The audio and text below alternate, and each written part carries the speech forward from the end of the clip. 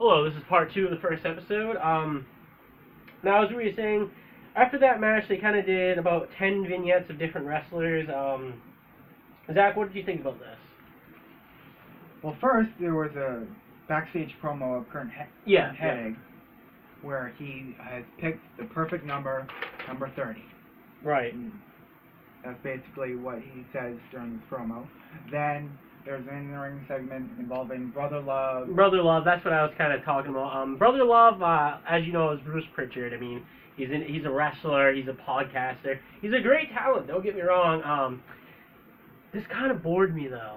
It was like 20 minutes long almost, and it's just dragged on. It dragged on and dragged on. For like 10 minutes. I will say, though, Dusty's wife had some dance moves.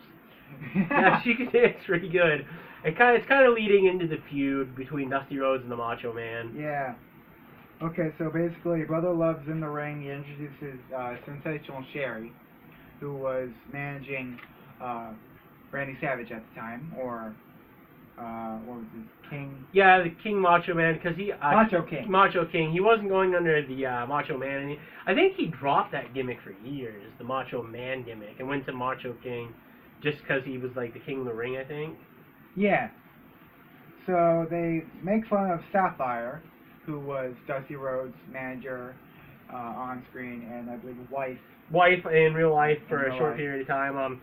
And you know, they're making fun. She was a bigger girl. I mean, she wasn't huge, but she was probably like 180 pounds. And they're making fun of like her weight and stuff, kind of ignorantly. Like Brother Love is trying to be like a Mormon. Yeah. And then Sister Sherry is kind of just being a bitch, because that's what she was being.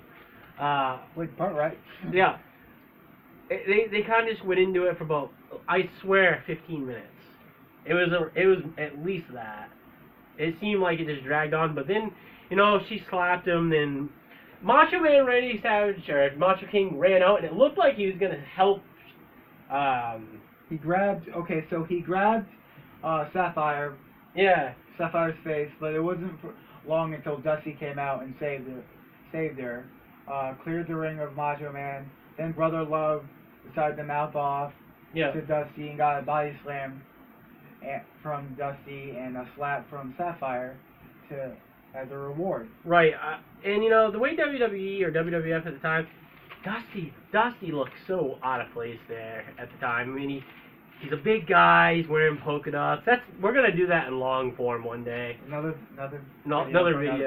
video for another time. Because that's a touchy subject for wrestling fans. Yeah. All right. So next is Big Boss Man versus Hacksaw Jim Duggan. I will say this match actually wasn't bad for two big guys. I don't know. Look, when he started off. Okay, so I'm noticing a trend in this. Like there are more disqualification finishes in this time. I believe that was common for the time. Like they'd have a clean finish, then not clean, and then disqualify. It's just, I think it was just kind of switching the show up a little bit to keep the fans. This Orlando the fans in that arena were crazy the whole night. Mm-hmm. They were popping for anything. What they should have popped for, I don't care if he was a heel, I don't care if he was a face, good guy, bad guy, whatever, was Boss Man's athleticism. Oh. Like that Enziguri. The Enziguri. Take a man that's 6'8", 400? Close to 400. The guy did an Enziguri, like a textbook Enziguri. This guy is, I can't say enough about his athleticism. Enziguri into Hacksaw Jim Duggan, then a backflip into a clothesline. A backflip into a clothesline. Can you just picture this? I encourage you to watch this as a wrestling fan. I was popping myself. I really was. It was a really good match. You know, it is what it is. I mean, it was a big guy match. It kind of dragged in the middle, but I don't know, lots of headlocks and stuff, but it was a good match. Zach, what are your thoughts on the rest of the match?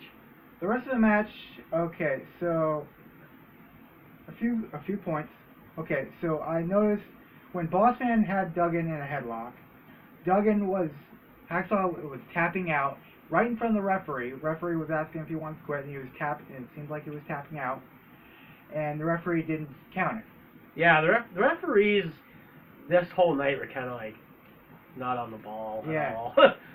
And the finish was Hacksaw wins when Slick who was managing Big Boss Man, gets caught attacking him, like, on the ropes. Okay, one thing that me and Zach noticed, Big Boss Man is kind of a redneck gimmick, let's be honest. Right. He wears a Confederate flag, he has a buzz cut. Yet has a black manager. In Slick. Now, this must have been a rib. This must have been a rib backstage. The Boss Man is he comes off as a racist guy when he's interviews. He's gonna beat up Billy Bob down the street, and he's gonna give him law and order, and he used to beat up people in the county jail, and yet he wears a Confederate flag, but he has a black manager. We both kind of popped at that. I'm laughing at that. It's like, that doesn't make any sense to me. I'm not racist, but you can definitely tell that they kind of build Boston that way, and I just thought that was really funny. Okay, so match rating, I gave it 2 stars. Me too. It was a solid 2 stars out of 5. Definitely a good match for big guys. Alright, so next is what you were talking about earlier. Yeah. Promos backstage of the guys talking about the Royal Rumble. I love this part myself, because you kind of get to see about half the wrestlers that were in the Royal Rumble. They were actually getting pretty fired up. Yeah. One in particular was the WWF Intercontinental Champion at the time, the Ultimate Warrior, who called out the WWF Champion Hulk Hogan.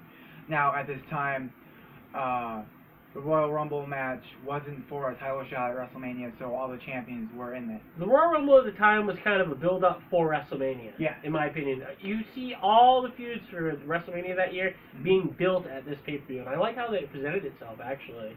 I thought they did a very good job.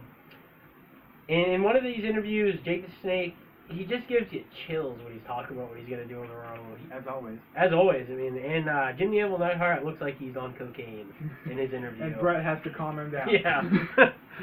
But I thought that was great. They should do that more often. They should start doing that again. Yeah. Alright, so next is the main event. And we will get right to you on a different video with the main event.